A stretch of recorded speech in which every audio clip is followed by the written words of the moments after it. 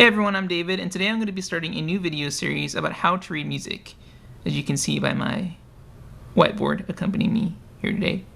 Now, these lessons don't just apply to the ocarina. In fact, if you play any other instrument, these lessons should go just as well, and I'll be trying to do a new video every single week, probably on Mondays. So be sure to subscribe if you'd like to check out the rest of this series. Now, before we get started, let me explain why this could be important to you. Now, if you do play the ocarina, most people want to play at least a couple songs when they're just starting off, and because of this, most ocarina makers include some sort of ocarina tabs or tablature, whether that be the number system or the actual ocarina pictures that shows you which finger positions to hold.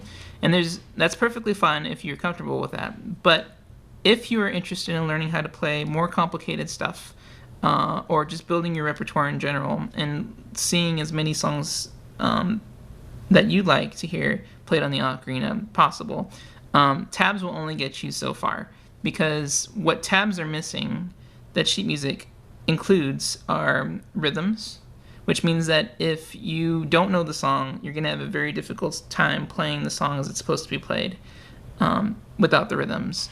Two is stuff like expression marks, or how to play those notes, because tabs shows you which notes to play, but they don't tell you how it's supposed to be played, whereas on sheet music there's actually markings that explain how you're supposed to play those specific phrases in the music. And then three, there's only so many tabs out there for the music that you want to play. Yes, there's lots of Zelda music, there's lots of video game and anime stuff, but if you want to branch out and go farther in your musical journey, this is really important, because where there are, let's say, hundreds of tabs available for ocarina, there's millions of sheets that show you how to play just about everything in the music world. So this will only propel you further in becoming a better ocarinist and all-around musician. Hopefully that convinced you.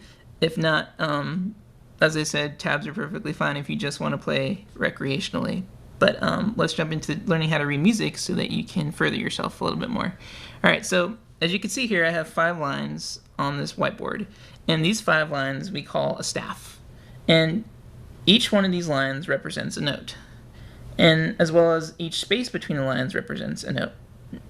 Now, to know which notes each one of these lines and spaces represent, we need something called a clef. And you're always going to see the clef at the beginning of a staff. Or in sheet music, you're always going to see it at the beginning, at the top of the sheet music. So for our purposes, with the ocarina, we're going to be learning how to use the treble clef, which looks like this.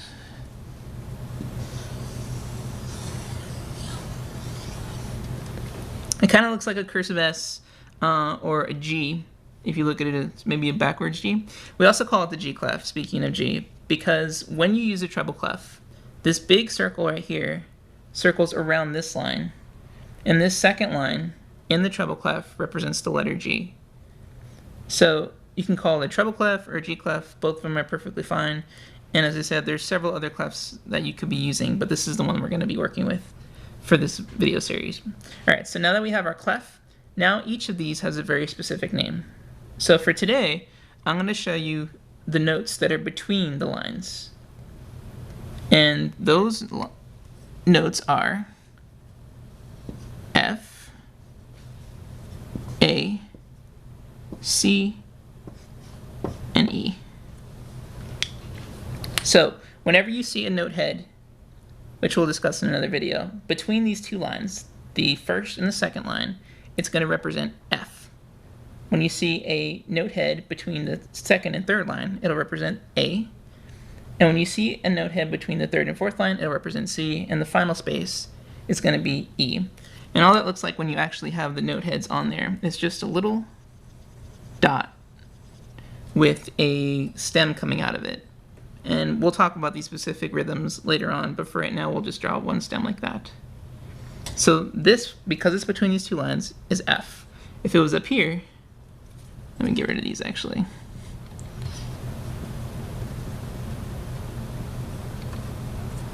If you saw the note head up here, it would be C. Now, in case you didn't recognize it when it was there, the letters actually spell out the word face. F-A-C-E. That's a really easy way to remember it. you shouldn't ever forget it after this. F-A-C-E. So this would be F, this would be C. If you saw one here, it would be A. Hopefully you guessed that. And then up here, it would be the last letter in face, which would be E. Alright, one more time. Let's give you another pop quiz. I want you to give me a Dora the Explorer moment, and you're gonna shout out what note is gonna be between the lines when I point it out. Alright, so if we have a note head here, what is this? If you said F, you're correct. Alright, what about if we have one up here?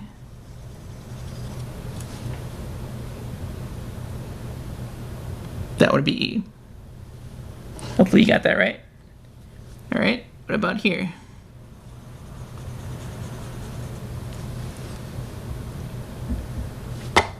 F, A, C. So that third space is C. And I just kind of gave you the answer, but if we put one right here, it would be A. Good. So one more time. These notes are F, A, C, and E. Now, I can challenge you this week, find some sheet music, and there's tons of it free on the internet, and then try to name try to find all the notes that are in between the spaces, F, A, C, and E, and then just follow along through the sheet music, and every time you see it, call it out. I'll put a link in the description with a really good free music theory website that has some exercises that'll train you to memorize this. And if you want to see the rest of the series that covers what these other notes are, on the lines, and how this applies to your instrument, please hit the subscribe button, and hopefully I will have a new video for you next Monday. Thanks for watching, guys.